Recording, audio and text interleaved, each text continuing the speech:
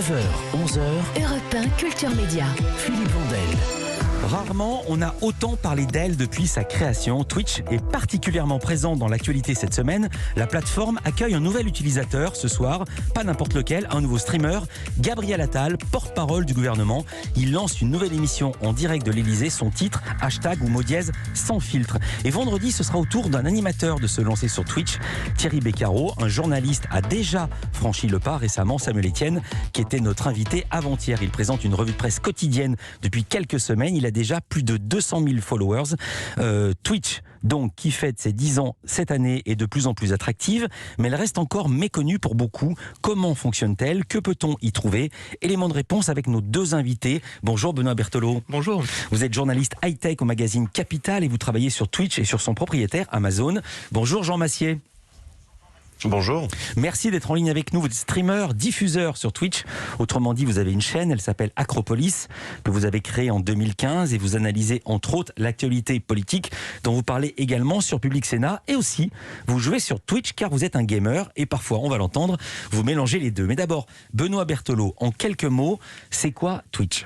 C'est une plateforme en ligne qui a été fondée en 2011 et qui est vraiment axée sur la diffusion en direct de jeux vidéo au départ. Donc c'est des gamers, des joueurs de jeux vidéo qui diffusent leur partie en direct. C'est-à-dire qu'on voit les gens, j'explique pour qui n'a jamais vu, on voit les gens en train de jouer, on voit à la fois ce qu'ils voient sur l'écran voilà. Et lui-même avec un casque qui parle et qui s'énerve parfois voilà, ou il pas. se filme à la webcam, il commente sa partie un peu comme commentateur sportif en fait de jeux vidéo et ses abonnés chatent en direct, donc peuvent interagir avec le joueur en écrivant sur le côté leurs commentaires. Par écrit. Ils peuvent l'interpeller, il leur répond, donc c'est extrêmement interactif, extrêmement spontané. C'est une plateforme qui a connu un essor, elle a été en effet rachetée par Amazon en 2014. Et aujourd'hui, on voit une diversification des thèmes, même si ça reste axé sur un très jeune public et sur le jeu vidéo. Aujourd'hui, on voit de la politique, de la cuisine, des débats, un peu comme la radio libre de l'époque. Et surtout, chacun peut créer sa chaîne. Il y a beaucoup de petites chaînes de diffuseurs qui ont que quelques dizaines d'abonnés, mais qui passent leur temps comme ça. Avant, c'était YouTube. Et maintenant, effectivement, Twitch est en plein essor. Si mes chiffres sont à jour, 26,5 millions de visiteurs quotidiens. Jean Massier, concrètement, comment ça se passe et comment ça se passe pour vous sur Twitch? Écoutez, c'est assez simple. J'anime des émissions comme si c'était des conversations. Pour reprendre l'image du jeu vidéo, c'est exactement, on s'en souvient tous, on a tous vécu une après-midi avec des copains devant la télé, sur le canapé. Il y en a un qui joue au jeu vidéo et les autres qui sont autour de lui, qui regardent le jeu. Et qui lui disent qu'il est nul. Et ben moi, je fais exactement pareil, sauf que il se trouve que je joue pas aux jeux vidéo, je regarde la politique et que j'en discute avec mes amis. Bon, il se trouve que quand on a des grandes chaînes, on a plusieurs milliers d'amis, il faut des grands canapés. Mais vous voyez l'idée. C'est cet aspect très convivial et conversationnel, c'est ça qui est au cœur de la plateforme Twitch. Quand on a une chaîne Twitch comme c'est votre cas, Jean Massier, est-ce qu'on peut parler de plusieurs sujets ou est-ce qu'au contraire il faut être monothématique pour ne pas dérouter ses abonnés ? Non, on peut parler de plusieurs sujets. Il faut au contraire accepter d'emmener son public vers les sujets qui nous intéressent. Il y a aucune obligation du côté de la plateforme. Il y a une culture et une manière de faire les choses. Et la manière de faire les choses, c'est celle de la diversité, de la sincérité. Donc voilà, certaines personnes sur la plateforme, notamment des joueurs de jeux vidéo, vont jouer qu'à un seul jeu ou qu'à un seul type de jeu parce que c'est le jeu qu'ils aiment. Mais d'autres personnes, au contraire, vont plutôt picorer, aller chercher dans plein de trucs différents. Et c'est un peu mon cas d'ailleurs. Oui, mais vous faites pas, quand vous faites les questions à l'Assemblée nationale ou au Sénat, vous mettez pas à bifurquer sur le dernier Zelda. Vous restez focus. Non.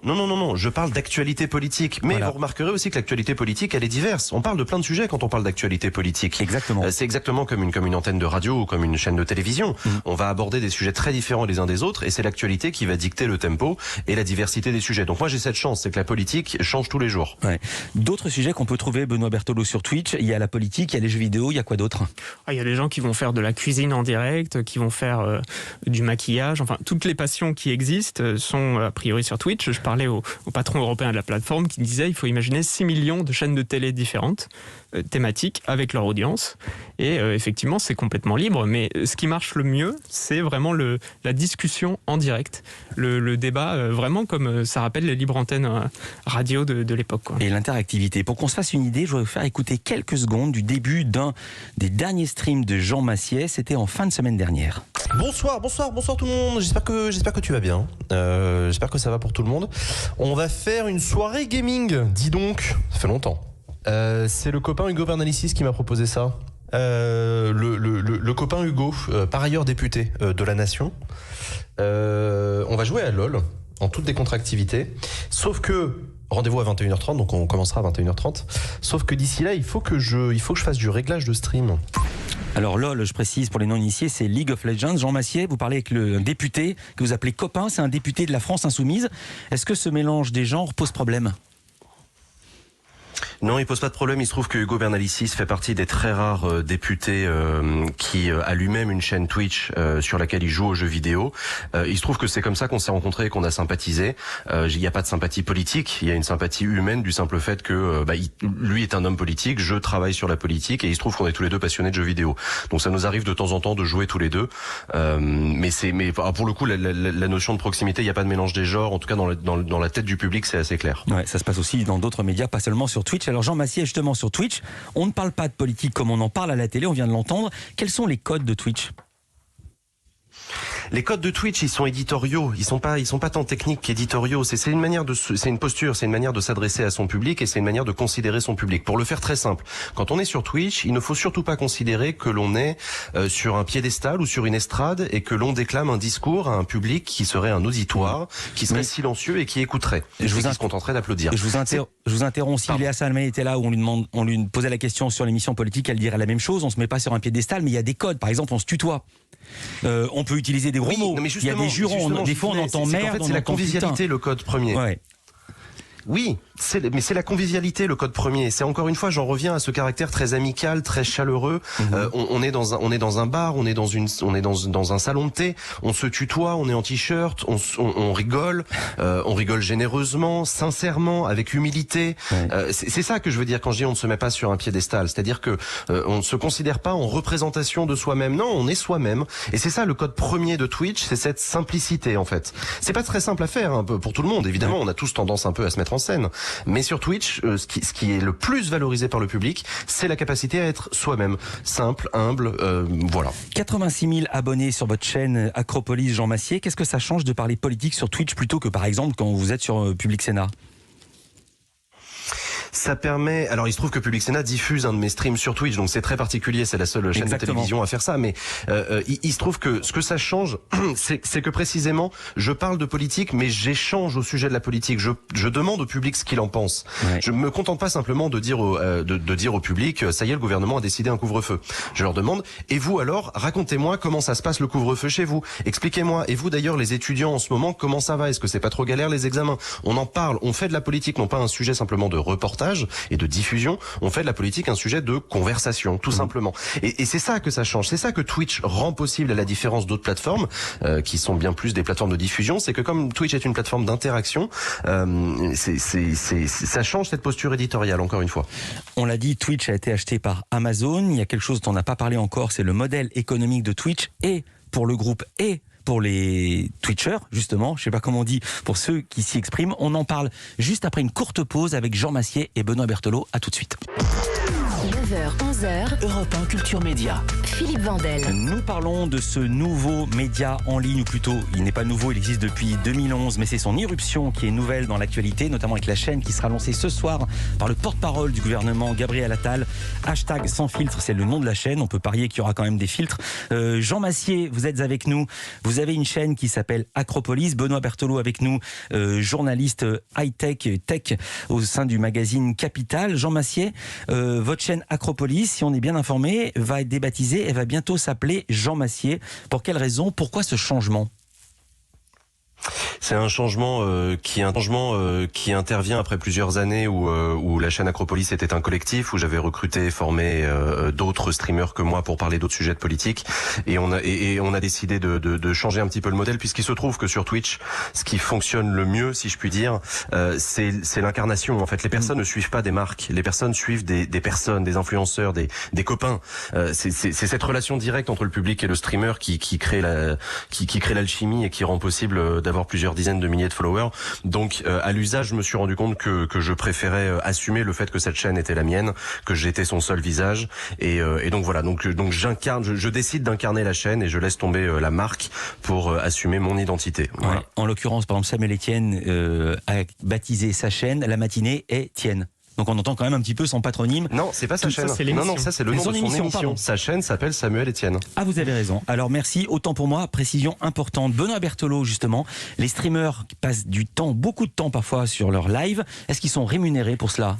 Ils peuvent assez vite être rémunérés. Il suffit d'avoir très très peu d'abonnés pour devenir un partenaire, c'est-à-dire pouvoir engranger des revenus avec Twitch.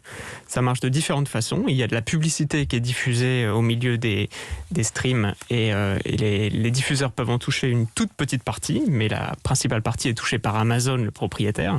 Et ensuite, il y a tout un système de pourboire avec une monnaie virtuelle créée par Twitch qui permet aux abonnés de verser des pourboires dans cette monnaie virtuelle au streamer, mais qui va en toucher une partie. Là aussi, Amazon prend sa commission.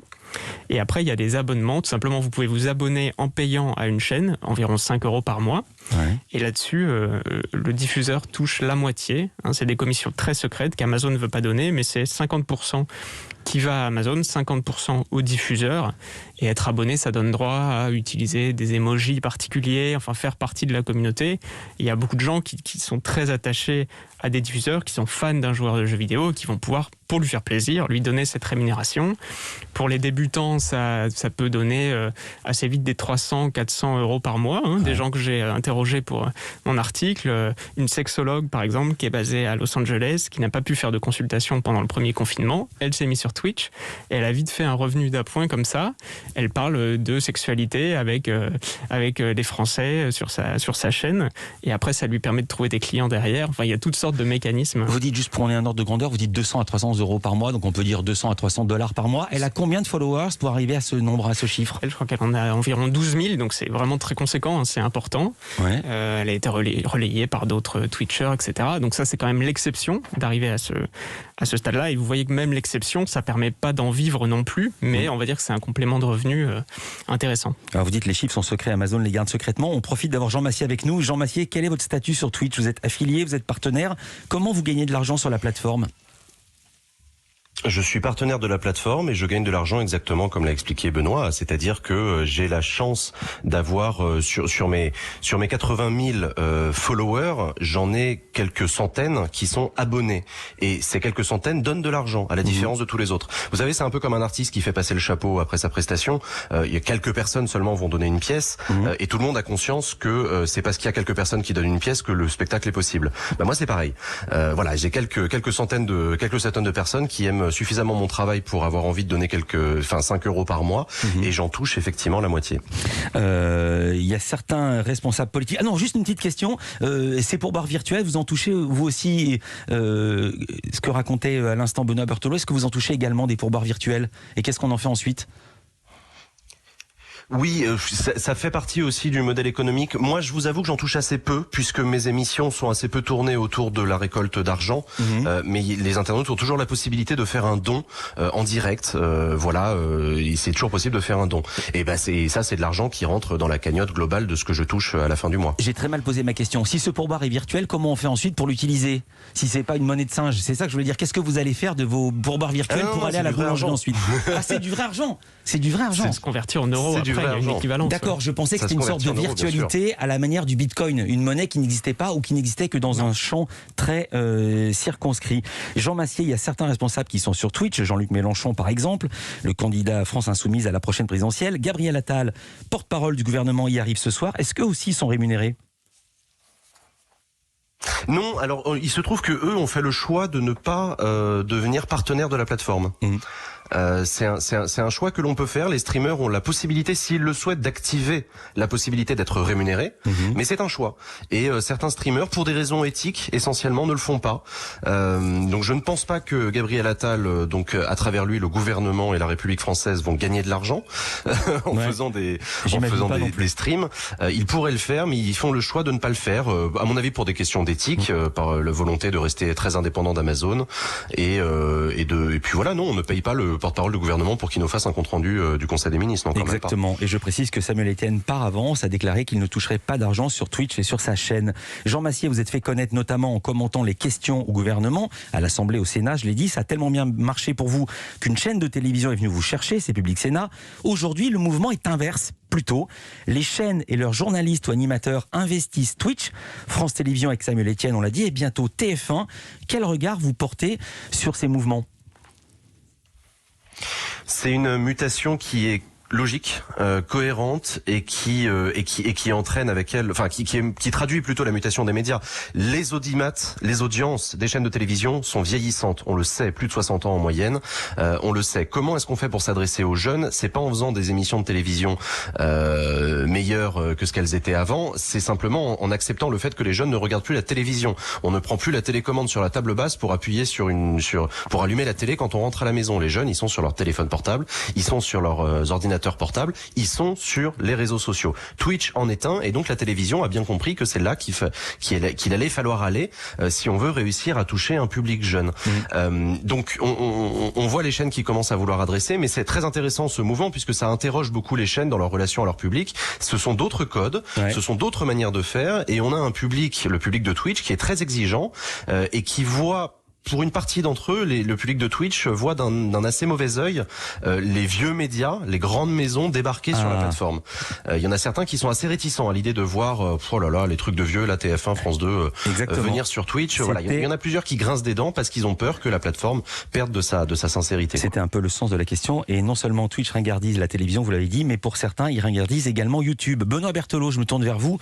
Notre mode d'emploi de Twitch ne serait pas complet si l'on ne parlait pas du propriétaire de la plateforme Amazon, un soutien de poids, et notamment, et c'est très important la technique, grâce à ces puissants serveurs informatiques. Oui, on le sait assez peu, mais Amazon, en fait, avant d'être un e-commerçant, c'est une entreprise du cloud qui a des serveurs informatiques qui sont loués à toutes les entreprises qui veulent les utiliser.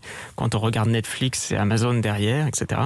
Et y compris pour Twitch, évidemment, qui est sa propre plateforme. Ça coûte énormément de bandes passantes de diffuser en direct un flux qui part des États-Unis et qui est vu quasiment en direct en Thaïlande ou partout dans le monde sans déperdition d'images, etc. Et ils s'appuient sur ça sur leur propre serveur d'Amazon Web Services. Et ensuite, il y a une intégration complètement publicitaire. Bien sûr, la régie pub d'Amazon s'occupe aussi des pubs qui sont diffusées sur Twitch. Donc c'est une petite filiale d'Amazon, toute petite, mais très rentable a priori. Et pour le coup, elle est intégrée fiscalement de la même manière qu'Amazon Web Services, c'est-à-dire par un siège au Luxembourg. Donc on peut parler d'évitement fiscal total pour Twitch en France ou en Europe. Pardon de sourire, je devrais pas, mais enfin, on reconnaît bien là les caractéristiques des GAFA qui méritent ce qu'on dit parfois sur elles. Merci beaucoup à tous les deux. Benoît Berthelot, je rappelle que vous êtes journaliste tech, mais pas seulement au journal Capital et aussi sur capital.fr. Et puis Jean Massier, streamer politique gamer sur Twitch. On peut vous voir également sur Public Sénat. Merci d'avoir été avec nous pour ces éclairages en direct.